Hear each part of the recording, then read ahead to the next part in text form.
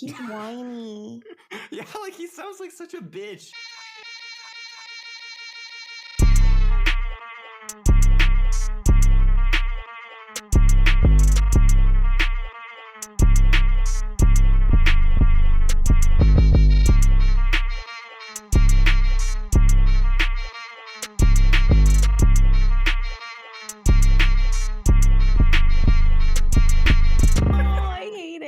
Yeah, so like I think that ultimately, you know, any ads they see, it's not really that big of a deal. It's not; those are for the newbies who, when we get our first time, we get like launched in the algorithm. So I'm gonna expose a shocking level of like internet virginity to you all here. Okay, I actually don't like. Does ad block stop me from getting ads on YouTube? Yes, because unless I've you're literally on never used mobile. any of this. Okay, Okay, yeah, it stops all YouTube ads, like all ads entirely, but not mobile, right? No, because you have to. I don't think the ad block. That's because that's the only place that I ever realistically use. Well, there is probably. I'm pretty positive. No. They don't do it for that. The way that they do it is there's like a piracy YouTube ad. I don't know what the current one is because I haven't really watched YouTube for my phone in a while. There used to be some other YouTube ad that had, or some other YouTube app that you could download that had all this stuff removed. Yeah, it was like YouTube. It got the development got killed. They got put into the ground. I think they tried to copy like too many YouTube features or something, and they finally got hit. I forget what it was called, but yeah. It was like, I feel like it was like red something. I feel like the word red was in it. But yeah, it was cool. I mean, but like that's why I'm just like, you know what? A lot of people, several of my friends have already started buying the subscription for YouTube.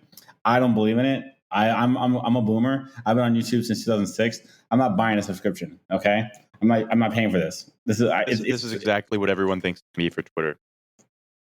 Yeah, I would pay for Twitter though, just because it's become so ingrained in my life. But I would never pay for YouTube. So I watch everything on desktop. I put the ad block on. Haven't seen the ad in like 4 years. We're good. We're Gucci.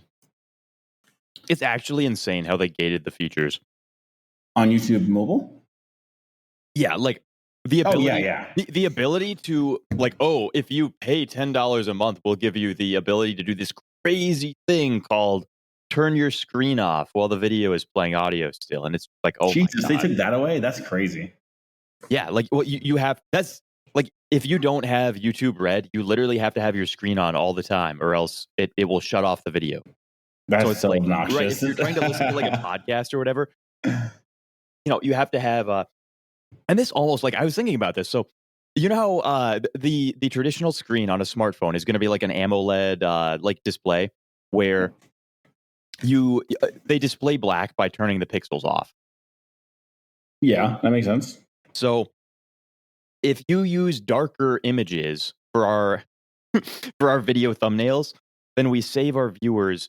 Save the what's everybody? Yeah, because black they in the because they're assuming they don't have YouTube Red, right? If they're on their computer or whatever, it doesn't matter.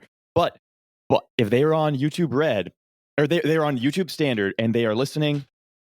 God, dude, my cats are like, I don't know if you can hear these things. I heard them jumping around. I didn't hear anything. All over. They're trying to eat everything. But if they have the standard YouTube app and they are listening to our podcast by like putting the podcast on and putting it down on their kitchen counter or something like that and walking away, just leaving it there, they're going to come back and they're going to be like, damn, 45 minutes, we drained 26%. But if we give them the darkest possible thumbnail, maybe they're going to come back and they're going to be like, we only drained 23%. These guys, they've really gone out on a limb for us, right? A little optimization. Everyone listening to this right now should understand that, like, this is the sort of thought that we put into this, right? Like, you may think, these guys don't have, they don't even have an outro. Like, they don't care about it. Oh, we have an outro now. We have one. We have an outro now? We have an intro and an outro. When did we get an outro? During the time when we selected the intro, I was like, how about we pick the second place and make it the outro? And now there's an intro and an outro. Okay. And it's good though because that's fine by me. Yeah. But then, ironically, the first comment we get, there, like the reason I put the outro is because everyone was complaining like it just ends abruptly, right? So they have no time to like fade out. The first comment, I swear, was the podcast. The outro starts abruptly.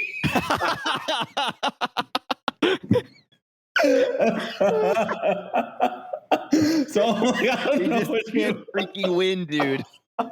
It's so. It's so fucking over for us, bro.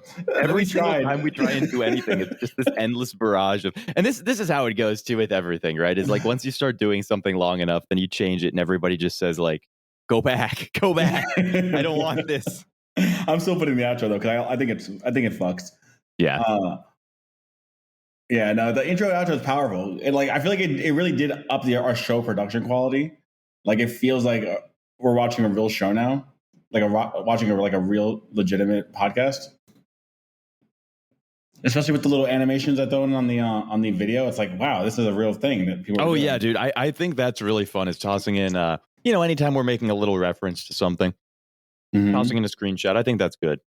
Yeah, no. So I put a chapter. Well, there's only one chapter, so it's not really that enticing. But I'm trying to figure out the chapters thing too, for next time or one of the times. Yeah, we're probably what we're gonna have to do here is we're gonna hire like an in-house scribe who's gonna stand next to me, and he's gonna listen to the audio channels from both me and you, and when he starts hearing us change subjects, he's going to start marking down a gradient of transition time zones, right? So we have a broad variety of times that we can choose, mark as the true transition, right? Because we never really do it abruptly, right? As much as that one commenter might say it is certainly a fade. We like to it's like a gradient is definitely the word. Like a little yin and yang, that little drop of yin and yang, you know. And, for those of you who, we should actually get into the little Google Cabal thing we were just talking about. So Verse and I were just in a consult call with somebody who's developed a sort of interesting video chat feature that lets you split out different rooms, right? So like, you're in a party and you're in one room talking to one group of people, but there's other groups of other people saying other things and you can hear them in the background. And the video chat sort of let you do that same thing, which I think like the main cool use for that is like, you go into a Twitter space and like, you get like 15 speakers up there at once and gradually things orient towards like 4 main speakers and the rest are just sort of like waiting, not really liking the subject that they're talking about.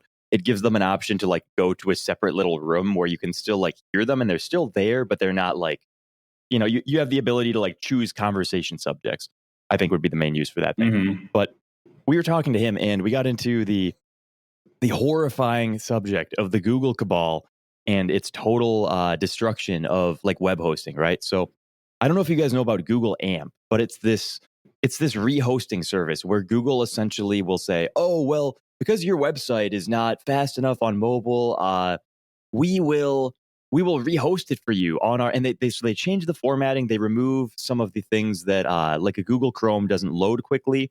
And so the actual thing that screws everyone over here is because now your content, like you have to opt into this, right? And if you don't opt into it, the consequence is that Google super deranks your search on mobile. Like you won't show up. You won't get traffic. You won't get hits. So like that sucks, obviously. If you do opt in, because now it isn't your website that you're getting hits to, it's Google's AMP thing where they have their own server and they're hosting their own ads. So they get all of your traffic generates them ad revenue, but people do still see your content now. So it's like this, they've super got you between a rock and a hard place. This is mafia shit. Stuff. This is literally mafia shit. It is legitimate mafia shit. It is very bad. But what are you gonna do? We'll give you we'll protect your page rank, but if you don't join us, I don't know, something could happen to your page. Yeah, something could happen to your page. Nudges at the 10th page of Google search results. Yeah, fucking Google. I need Google to burn in flames. We're so done. Google's paradigm is over. I don't know what's going to replace it, but like, I guess maybe ChatGPT 4. We don't even use Google anymore. We just ask it. It's going to be Bing with extensions that give you an AI Bing owns girlfriend. OpenAI, right? Dude, that's actually kind of a spooky thing for Google. They might be. They might actually be fucked. Actually, now that Microsoft, and I know that theirs didn't work when they did the demo. There was a demo because everyone's making a competitor now, right? And theirs is called not. Fuck, it might be like Moses or Da Vinci or some shit like that. It's some fucking like famous guy, and yeah, they did a demonstration and it failed in the demonstration, or like it showed the wrong result, and so. Consequently, their Google stock tanked. Oh no! Oh yeah, it failed in the demonstration. Yeah, like they asked for something and it gave something that was not what they were looking for. I think it was something. Also, I think it was like the wrong type of content. I think it was like raunchy, not like porn or anything, but like just not like This is work the appropriate. this is like the super funny thing to me about like machine learning is you can't guarantee that it's going to perform the same way twice, and actually it can't because of the way like. Mm. So are you aware of like how it works generally? Yeah, Like yeah. the But we can. transformer models? Oh wait, like the neural net, like a neural net, or what do you mean Well, by transfer model? so With little. this might be totally wrong. This is basically based on me like reading like a pop sci article or two. So maybe I'm totally speaking out of my ass, but I'm going to do so with great confidence, and I'm gonna lecture all of you people who might know more than me about this actually. Anyway, but essentially what it does is it starts off the prompt and it picks one word, and then from that word it picks the next, and it keeps going, and it does it word by word, and it does this in terms of like likelihood, right? Of like it's viewed tons and tons of content, and it's trying to figure out based on the parameters that you've set for it. I have a given set of data that I'm looking from, and what word given that data set is most likely to come after this next one. But it doesn't just do the most likely, because if you do that, you wind up with a bunch of very clinical, boring sounding stuff. So there's like a little bit of an RNG randomness factor put in, where you can say, okay, I don't want the most likely, maybe I want the third most likely, or the fourth or something. And there's a term for it, I forget what it was, but it basically like it prevents it from going through and recreating the most likely outcome in every scenario. And it doesn't do it in a way that's fixed. So it doesn't like, it's not like, okay, on the seventh word of every sentence, we're going to pick the third most likely instead, because that, if you asked it the same question twice, it would give you the same answer twice. But Yeah. if you actually ask it the same question twice, you do not get the same answer twice. You get two totally different answers, or maybe not totally different, but like it's different answers. So No, for sure. Yeah, they do like yeah. This is a neural net. I'm pretty sure. and so this results in like what you're saying, right? Where you can do a demonstration, and it's sort of like everybody is sitting there sweating and crossing their fingers, because like there's a 99.99% chance that it goes mostly like it has in all of your demonstrations, but there's like a secret one fraction of a percent chance that actually it just starts reading like Mein Kampf to you, right? Yeah, this is like the 256 glitch in Pokemon. Yeah. And I don't know if you know, it's for my nerds out there. The 256 glitch is that like there are like attacks that are 100% accurate, but they coded it incorrectly.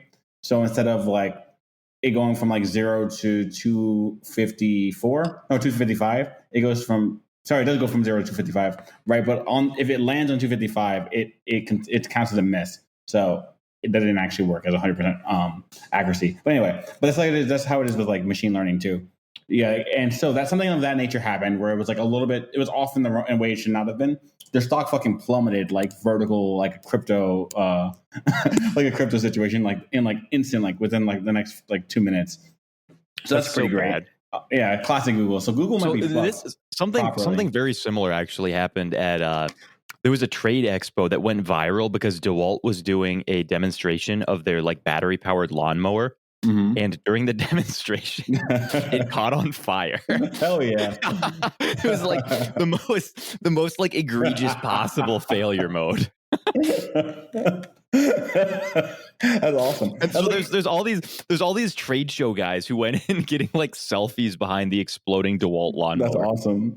There's kind of like this is like a genre of things that happen. I mean, there's the first time that happened with the Osmo robot, remember, where it was like supposed to be able to walk upstairs and it falls off the side in like 2000 something, like 2002 maybe. But this is why I think, and I'm not sure if it was confirmed or not, when Elon did the testing of his like SUV, the one that looks like it's from Halo, when he throws it out the window and the window shatters. I think it was deliberate, because he knows that always fucking goes viral, and ultimately, it going viral is kind of better than seeing that there was the SUV launch. It also makes you look like a bit of a Chad, right?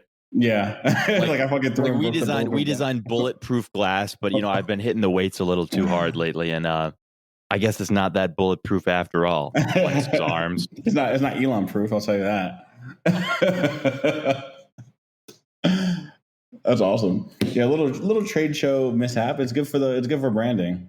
Yeah, no, there's definitely a level of like snafu where you're thinking like, oh, like this was actually like a great viral mark. And this is the same thing that people were always saying about like, do you remember when H&M did they had that shirt where they had like a black guy wearing a shirt that said like coolest monkey in the jungle or whatever, and it went like viral for racism.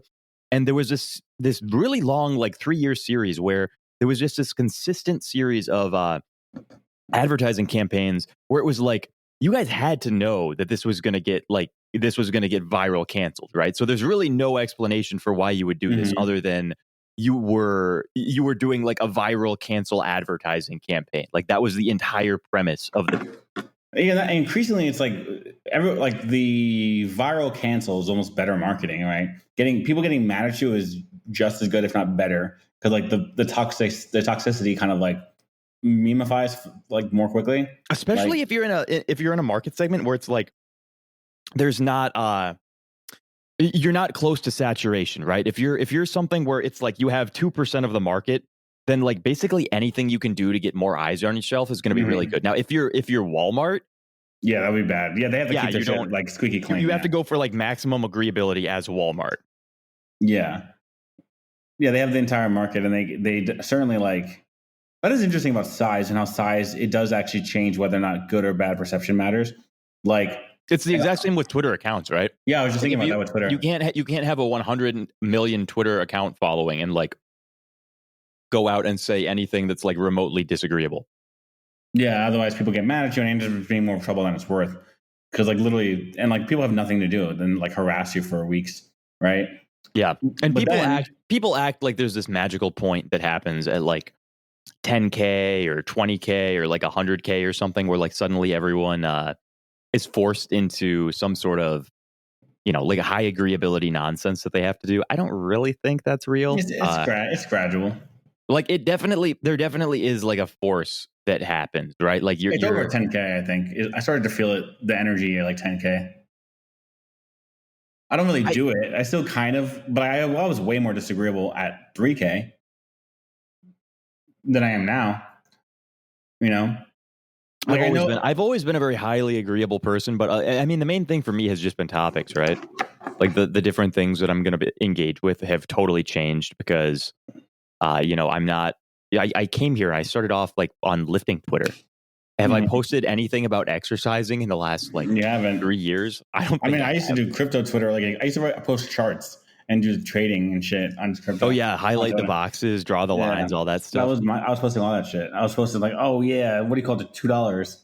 Like I was going hard on the crypto posting. And like some of the people who did that, they did continue to grow. Or like some people who did that and grew and like started mixing in shit posting. They're doing well. But because they're more like legibly crypto, when the booms happen, they like really get the boom. And also I realized that like having crypto in your name or Bitcoin or whatever in the name of your account really does help with that kind of like, boom during the whenever things like going. Yeah, but the thing is, every account that made their following huge during the crypto boom now has like 1 million dead followers. Oh, absolutely. And that's a good thing I'm glad I have missed. Like I don't really have like maybe I have like 10% dead followers, probably 20% max. But like my engagement hasn't like gone down other than the fact that I've tweeted less. Right. I used to just tweet endlessly because I had nothing better to do. Right. So that's the only difference. But like it's also the reason why my name is Reverse Saloon and not like, crypto Spielberg or something.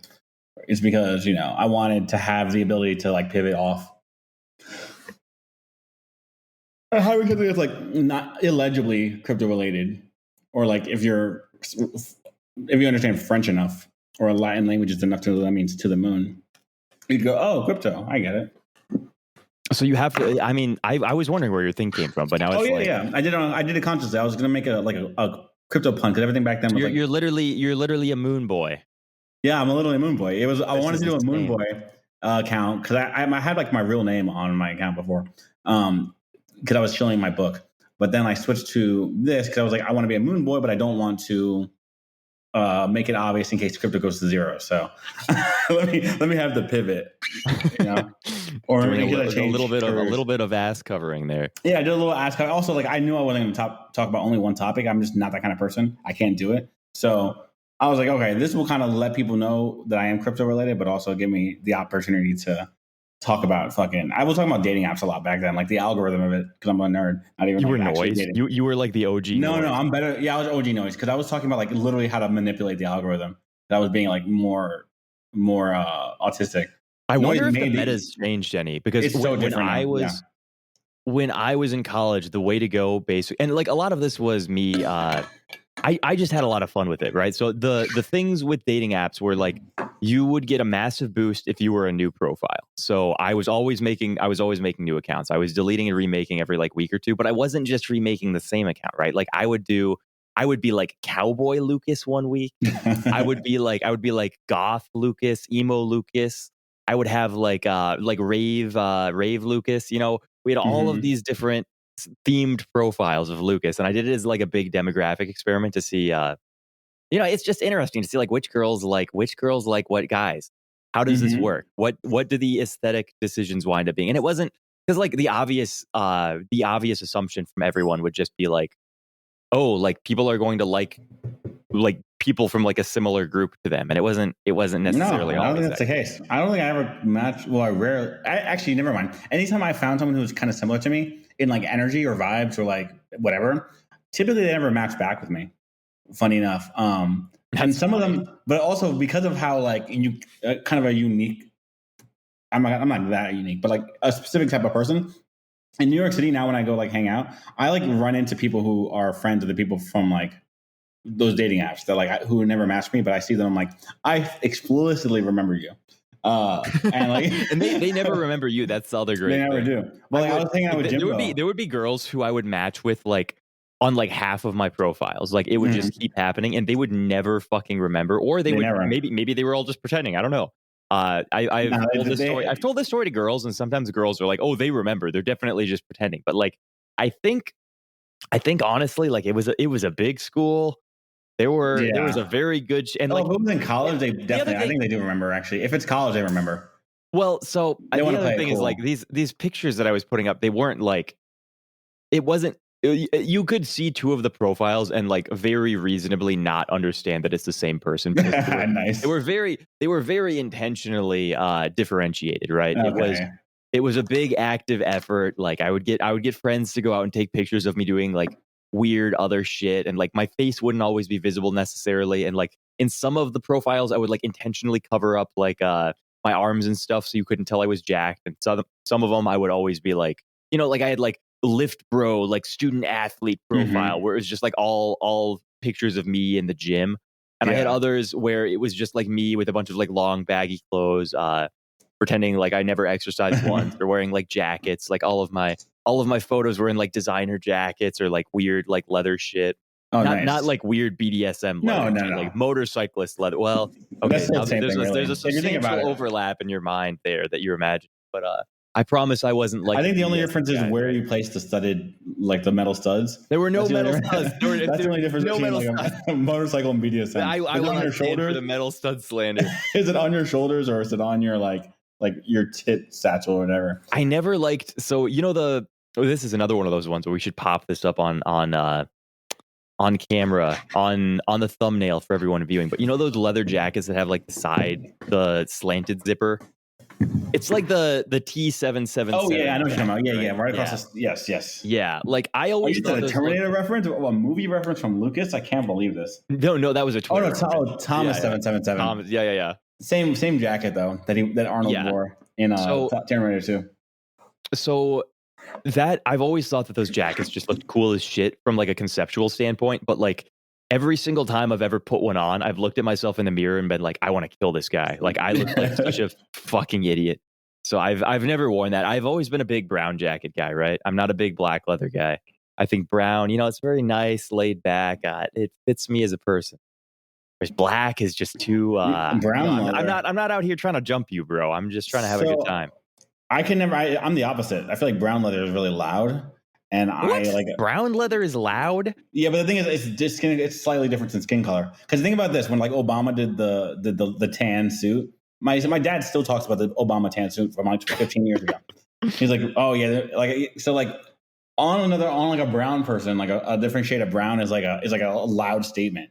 It's like if you wore fucking all white, like you just came from the Hamptons. You know what I mean? Like a Hamptons Labor Day party. My ex, when she moved out, she took like a $500 pair of all white pants that I had. They were really nice white jeans that I never wore because they looked so freaking gay. But she took them.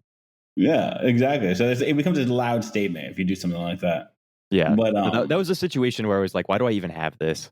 White pants are like, as a dude, wearing white pants is a bold choice, bro. Yeah, were they linen? Or are they like jeans? They were like jeans. Yeah. Oh, you were trying to go pure fucking Jersey Shore. I like it. It was so here. I mean, again, there's a reason that I never wore them, right? We're just gonna say that. But, and I think also the reason that my ex-girlfriend took them was not because she was like pissed and wanted. I think she literally thought that they were hers. Oh, like I don't think it was like an intentional. That's amazing. On her part. Yeah, they like that skinny. They fit her thin too. Lucas's pure white skinny jeans are like That's a good. I was really mad though because I have a bunch of weird clothing that like at some point there's going to be a situation where it's just super funny to wear something like this. Mm-hmm. And so that is like true.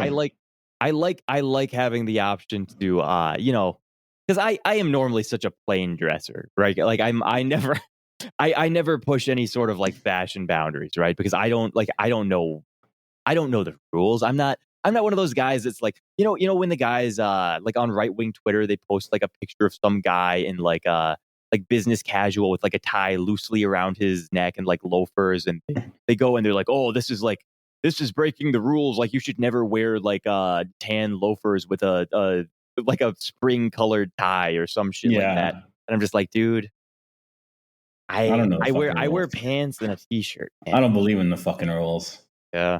That's the thing. Yeah, I actually do know the rules. I just am not good. Like, I don't know the rules for my body per se. Like I know like the basic rules, like, your pants and your shoes your belt and your shoes have to match, be the same color. Like, I don't know if that's true anymore, but like historically that was true. Like, it's because like, your suits, if your shoes are brown and your belt is black, that looks stupid, right? Yeah. It used to be that you can't wear black and blue, but people do that now. So, I know a few rules, right? But my fashion sense is very, very understated. I mean, sometimes I have little like, I used to have a really loud, not really loud, but a loud sense of fashion, like in late high school, early college, and now it's completely become normie dad. I'm in my normie dad arc. Like, I remember I used to walk around and never had like a loud sense of fashion. I used to wear like these like blue or these green skinny jeans, green skinny jeans in like college. Like legit that is green. Wild. Green skinny jeans. Yeah, when you're light skinned, you can pull shit like that off. That is true though. Like it's almost like fucked up if you see like a light skinned guy and he's just wearing like Wrangler jeans and like a white t-shirt. You're sort of it looks weird, right? Yeah. But yeah, when they were like, it was like a I expect all light skins to be wearing that ridiculous multicolored hat from like the Fresh Prince of Bel-Air. Nice, yeah. Exactly. Yeah, I was wearing I used to walk around in forest green skinny jeans and like these like vegan leather boots that they're like black and they were like fake leather, but it looked really cool. It looked really convincing. Yeah, like fucking whatever, because they were like European, because they're whatever. Yeah, they were zip up on the sides. Yeah, they were vegan. I love instead of calling it fake leather, it's vegan leather. Well, the thing about it is, it's like I don't even want to call it fake leather because it's better than normal leather. It's more durable. It doesn't break as much. Like it feels wrong to call it fake leather because I still think fake leather, vegan leather is better. And like its actual wearability, it doesn't look exactly the same, but like it behaves better. I've never seen anything that I like more than regular leather, but I might be crazy. I mean, this is like a particularly expensive brand though. So I paid let's say this is a lot for me back then. I paid like $400 for these boots, right? And it had like a vegan like suede type of thing. on Vegan them? suede. Vegan Or maybe suede leather. Or is it nubuck? Is I've it got to nubuck say, or like, I'm suede? getting more and more interested in the specific material that we're discussing here. Yeah. Stuff sounds very. Oh no, it's nubuck. Sorry, it's like a vegan nubuck. I don't know if that's different than suede. Yeah, nubuck, whatever that's called. That Is it? Wait, soft leather. hold up. Is it spelled Nubuck or New? Yes. And Oh, like new metal. yeah, but Oh, jeez. Oh. yeah. So like normal nubuck is a top grain leather and it's being buffed or some shit, and then they made like a vegan version of that, and it like lasted very long, and so I really like that because I know nubuck. Like if you wear like a Timberland, some of those are nubuck. And like, if it gets like wet before you waterproofed it, they get stained. It's like, what the fuck is the point of this? It's a work boot. There is definitely a lot of vegan stuff that actually is good, but like, it's one of those things where in order to get the good vegan stuff, you've got to like so thoroughly outspend the market that like, like there are vegan bakeries that have like really, really good shit, but you've got to go there. And it's like, you can generally find in any town, you can find like a really reasonably priced, really good, like normal bakery where you just have some like overweight woman with sandy blonde hair who does all the cooking for the entire thing, and she's like her family's been like some sort of like German heritage village like staple food cook for the last like 3 generations, and their shit is just all great, and also like they'll sell anything for like 49 cents.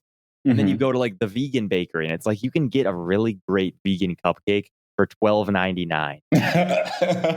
Yeah, that'll be a good ass cupcake. But yeah, it's absolutely Yeah, and you're like, you eat the cupcake, and you're like, wow, I could go for another one. And then you like open your wallet, and there's like cobwebs and shit. Like it's just spiders, and it's over. There's crickets chirping. Damn, I've paid for the $12.99 cupcake once or twice, and now I still remember one of them. It was like a carrot cake one. I mean, I always get carrot cake anyway, so I don't know if that's describing anything. But I missed my vegan shoes. They were kind of sick. I mean, I would still wear them now. They absolutely, because of how expensive they were like fashionable and like kind of timeless. I just thought the boots themselves weren't timeless. I think they started looking like fucking rank by the end of it. I thought you just told me that this shit was better than regular leather, and I know. I wore them for 3 years. That's a long time for shoes. I have had one leather jacket that I got for like no leather jacket's better than leather. I'm in like New York City and there's snow and stuff, and there's like that's way better for like a jacket lasts way long. I have a leather jacket from like my dad wore it when he was in college that like I have. Like they're just different. They're built different. They literally are. They're insane. I don't understand how. They're out of fashion right now. When was the last time you saw someone with a leather jacket other than you? I don't know. I don't really look at that stuff. It doesn't like register in my head. I just have my jacket, bro, and I'm like, dude, it's so sick too because like my main jacket that I wear all the time is literally like 12 pounds. So like I wear it outside of the house, and like I mean, this is the original purpose, right? Is like I go on a motorcycle ride, and I'm riding around, and like bugs or rocks or whatever shit comes up off the road, and it like hits me at like 70 miles per hour, and you just don't feel it. It just bounces off your like 6 million pound jacket. But the other thing is this happens with everything else too, right? Like you are totally insulated from everything that is going on outside. It's like if you can be getting rained on and you don't even feel the rain, like the little impacts from the droplets themselves, totally unnoticeable. I love a big ass like a coat, like not even a jacket, a fucking coat. You know, like when it gets to like some shit you can wear in the Arctic. Yeah, that's what I need.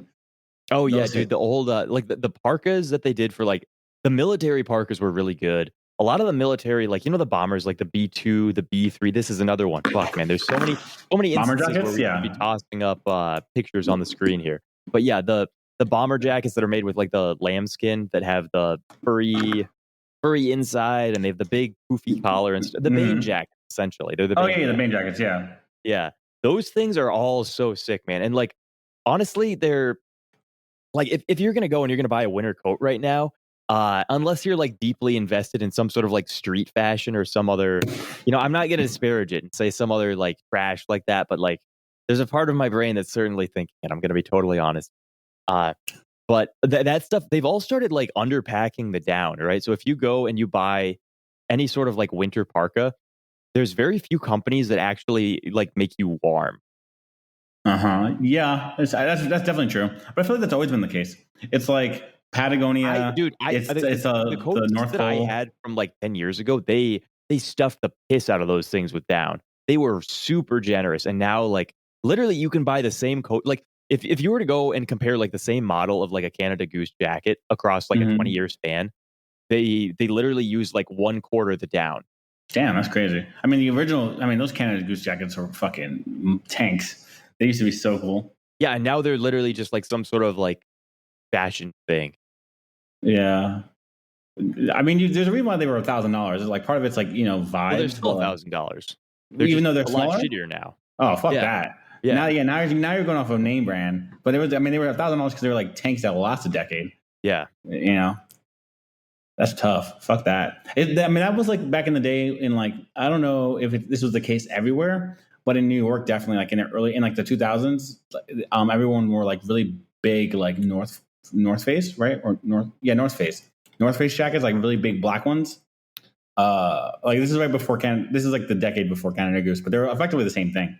But they were like North Face, and those are like also they were like $700.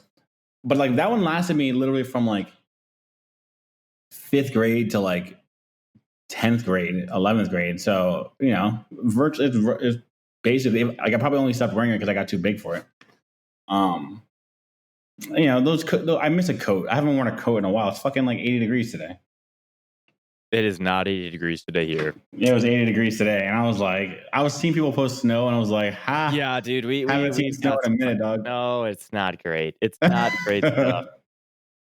I forgot it was winter. I swear to God, I was like, "There's a flower blooming in my parking lot." So I was like, "Oh, that's nice. Spring's here." I just get so tired, dude. I mean, it's not even necessarily like the snow. Like I can deal with the snow. Shoveling. It is. Shoveling it's a pain in the ass, but again, like I can deal with it. The thing that fucking kills me more than anything is I go and I park my car outside and my tires are all below air pressure within like 1 week. Like it's like every fucking week I have to pump up my tires with air. It is so bad. Does that happen? Yeah, like I don't know why maybe my rims are like slightly bent or something, but like basically every tire that I have will lose like 10 psi within like a week of it being below. I think the temperature is probably around like if it gets below like 40-ish, then this starts happening, and it's so freaking miserable. Interesting. I don't feel like I probably would have drove around with like low air and not even noticed. Well, and that's the other thing is it doesn't necessarily like it'll drop from like 38 psi to like 28 psi, and then it'll mostly stay around there, or like after a month it'll get down to 26, and it's not like it's not gonna be bad, but it sets off my tire indicator, which sets off my neuroticism, which means that I have to go pump it with air. That's annoying. I kind of miss the snow though. I gotta be honest with you. I like snow. Snow was never my issue. It's that snow comes with it being dark as fuck all the time. That's the real issue. Right. That really is actually the big issue. Is like and thank God for your vitamin D article actually, because like I had to go and just like fucking pump myself full of vitamin D after I read that one, and suddenly like I was reminded, oh, like it actually does make a difference when there's like 4 hours of the day where you have sunlight. You need to go be eating all of these weird freakish pills because the pills. Yeah, I feel so much more amped up now, dude. I feel it genuinely gives you a boost. Like it's crazy. Yeah. I mean, like I love a good placebo, but this one's definitely not a placebo. No, it's not, and it's one of those things where like I expected that I was going to test my heart metrics and find that like my heart rate or my blood pressure increased or something because like it felt so stimulatory, but it didn't. It was all actually either the same or healthier. Interesting. Yeah, vitamin D. I mean, we're supposed to be in the sun, right? So like, it does make sense. Like, and sun is like, Yeah, and like if I am in a box for the only hours of the day where I'm realistically going to be getting any sun exposure, then like, it's like when you see a plant. The plant's in the dark all the time. All of a sudden, you put it in the sun, and it like kind of peppers up. Yep, that's kind of what happens. That's good shit. I'm the plant, right? I'm you got a little peppered right now. That's all it is. A little pepper. But yeah, so yeah, I got the Substack. It's been an eventful week. It hasn't been a week for you guys. You guys hear us every week, but it got Substack back. That was very exciting. That was a little bit last week, but Yeah, you want to tell us about your battle, Bro. your epic battle against Substack and the Stripe payment processor? This is good because the last thing that they heard in the episode was me finding out about my Substack going down on this episode that just came out. So effectively, I was recording with you. I get the little email, and at first I thought that it was like a mistake or whatever, like an error, or someone trying to get a refund, right? So I'm like, oh, this has to be a mistake. So I file an appeal. And they're like, no, but there's been no mistake made. So I started getting like the appeal. I started using like the customer service little bot that they have. And I'm like sending messages to like this like Indian woman. And I get on the phone with her and she's like, oh, I'll transfer you. And then I get like to another team. And then I get another message that's like, your appeal has been denied. And then like, but there's a loop that they put you in where you can continue to ask customer service. So I did that like 12 different times. And like I'm getting increasingly more irate with each email and call. But over the time, I started to like look through like what they were saying, and what they were saying was that like my account was like charging people's cards without their knowledge, right? And so because of the way Stripe works, it tracks every single payment that ever happens, and it tells you like not only the payment, but it tells you like contact information. It tells you like if something was canceled, refunded, this, that. It tells you like a million bits of it. Like it has. Wait, so does everyone who subscribes to anyone's Substack, are they like effectively doxing to you? Not really. I mean, I have their email address, but I don't know who that is. Okay. When you said contact information, I didn't know if you meant just email or if you meant like it gives you their phone number, it gives you their address. No. It doesn't do all that. It gives you like their email, and it gives you like when they like the member of whatever website like that you have, blah blah blah, right? And but it does show me enough information that I can determine if all the cancellations are done by like one person or by different people, et cetera, right? And like I could have determined if like I was charging someone who canceled via their bank or versus their website or via contact, because it has that information, right? Yeah. Like it can tell you that, okay, like there's been 8 canceled things, and 4 of them were by a bank, 4 of them were cancellation by the user, et cetera. And so I started posting little screenshots of their own dashboard, and it's like, because they were saying that I was a risky user. And I thought it was because of like, okay, I've only done like, let's say 300 transactions. And if 30 transactions, let's say, are like flagged, that's 10%. And that's like really bad. But no, that's not what happened. I looked through their thing, and it shows like I have like absolutely 100% clearance. And there's been no like disputes by any banks or by any users. And there's a high risk percentage, but I found out that risk percentage is from me on my side. That's one of the settings I set. Cancels people's payments if it looks like it might be fraudulent or this or that, like, or if it seems like their account balance is low, like it'll stop the payment. It does like there's like settings you can put in place on your side. Did you just do the defaults on yours? I did the defaults. This is just normal Stripe stuff. So right? This is like I also have these defaults. Yes, you do. Mine. So yeah, you can remove that default if you want. And you should tell me after this what the default is, so that I don't wind up having to do this same like ridiculous wild goose chase. Oh no, this has nothing to do with. This has nothing to do. I thought I used this process because this process has all the information, and then I found out that they were actually lying and that there was no disputes ever made, and I can see that through their little dashboard that there's never been a dispute. And so I can't be high risk if there has been no risk associated with my account ever, and there's been no disputes ever. So they're making shit up, which is insane because it's a corporation. It's like, why would you make up? It's not like there's a bug that's like saying that, and like, you know what I mean? There's nothing to indicate. Well, what flagged your account? Was it literally just like some guy at Stripe was like, fuck this guy? So I'm starting to think, I don't know any legitimate reason why it would have been flagged. There's multiple theories that I've gone through. One is that it could just be some guy at Stripe's like, fuck this person. Because it's like a small group of people who handle these type of situations, right? It's like small teams. I don't think that's likely what happened. I think likely what happened is there's like a Stripe like flag list of user traffic, right? And it's like hidden. It's not like explicitly said, but it probably has a bunch of like right-wing stuff on it or things they don't like, right? And my articles kept going through Revolver News. And anytime I got like a hit of an article and I got a lot of paid subs, is because Revolver News retweeted it or like put it on their like little dashboard. And Revolver News is explicitly right-wing, right? And now I never read anything. How are you getting retweeted by these big platforms? This isn't about this. No, that's just because one of the guys follows me, I think. I think one of the guys who has the administrator access to put on the website, he just follows my account, my Substack, And so like multiple things I posted, like Elon Musk Neuralink one, the vitamin D article, people, I like 5 different things have gone on that website, right? And then I get like a bunch of traffic. So I probably don't actually want these people shilling my stuff then. Yeah, and I probably not. I don't know if it's like, but this is the only thing I can think of because it's the only potentially like, yeah, like you're not exactly going out here and like heiling Hitler. So exactly. So, and it's also like not like, and it's like it's different from say like Razib, right? Razib has an account that makes like hundreds of thousands of dollars, if not $1 million, writing about scientific racism, right? But those people aren't like the people who read Razib are like kind of like local to the Substack network. I don't think it's going through like these like red flag websites per se, right? So I think what happened is I just got hit by a red flag website, and then they saw too much traffic from there, and then they like they just deplatformed me. And then because I appealed it with evidence, they had nothing to justify it. I just sent them a bunch of screenshots and like yelled at them a bunch, and then they were like, "Oh, this is a mistake," and they undid it.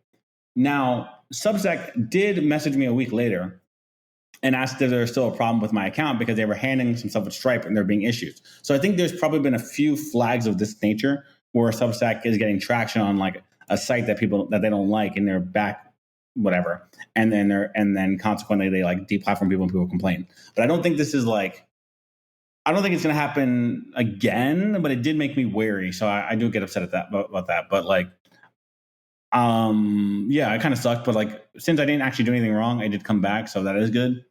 So at least there's a little bit of justice if you're persistent. And also I consistently tweeted about it on Twitter, and I have enough followers, and like my tweets get more engagement than the official Stripe account, despite them having 250,000 followers. Wait, so, really? Yeah, if you look at their engagement metrics are like dog shit. So I could go ratio Stripe on social media. Absolutely, 100%. And so I wasn't big enough for them to respond directly to on Twitter, but probably big enough for them to notice that I was adding them and to see what the deal was. And that's I'm going to go look these guys up. Yeah, look at their tweets. It probably has like 1 to 10,000 views per tweet max. Their Twitter's ass. Oh, so yeah, like, no, this is all. Yeah, it's dog shit, right? There's like no engagement at all. So they're maxing out at like 200 likes on this shit. What the hell? Yeah, like we can easily ratio. So once you get to a certain account size, it's like they can't ignore us because we are effectively bigger than. So do you know what would be like the most horrifying possible like cursed grail outcome here would be like us saying, "Oh, I'm gonna leverage my Twitter following to get Stripe to pay attention to me," and then Stripe leverages its financial following to get Twitter to ban you. Yeah, classic. Absolutely classic. I mean, it probably will happen. I bet you that's like the ultimate outcome of this. That's what happens if we go too hard, right? If we no, I'll use we start holding them too accountable, right? We start providing too much community accountability, right? We can't hold truth to power too long. No, you just need to use it when you have to. But that does make me wary about smaller accounts. But at the same time, you have to have a certain level of narcissism and a certain account followers to even write a Substack. So I doubt it's like 20 follower accounts doing that. But yeah, I mean, and also I have come across a couple like decently successful Substacks from accounts that have like 17 followers or something like that. Oh, really? And yeah. And I'm always a little bit, it's really confusing to me when it's because you're looking at it and you're saying, okay, so like you can clearly write well, but can you just not condense it, or do you just not know how to do impact, or like why is it not translating to Twitter? It's never been a situation where I look at it and their Twitter is just like something they put zero effort into, right? They're always like super active on Twitter, but they just never have any traction. Now, sometimes I feel like, I don't know. That's very strange. I mean, it could be someone's alt, which is always something I anticipate when I see like high effort posting on like a small follower account, or nobody advertises their Substack on their alt. Yeah, that's what I was thinking. That is a problem. Yeah, they're just like, but then how do they get in the traffic, right? Because like Substack has some internal stuff. Like if you're like associated with another account, like it does direct traffic, and like there's like dashboards and stuff. And it's like, how do you get people to your Twitter? Because it's not like Substack actively pushes anyone. It's just a hub for it. When he gets older, he won't sound like this anymore, right?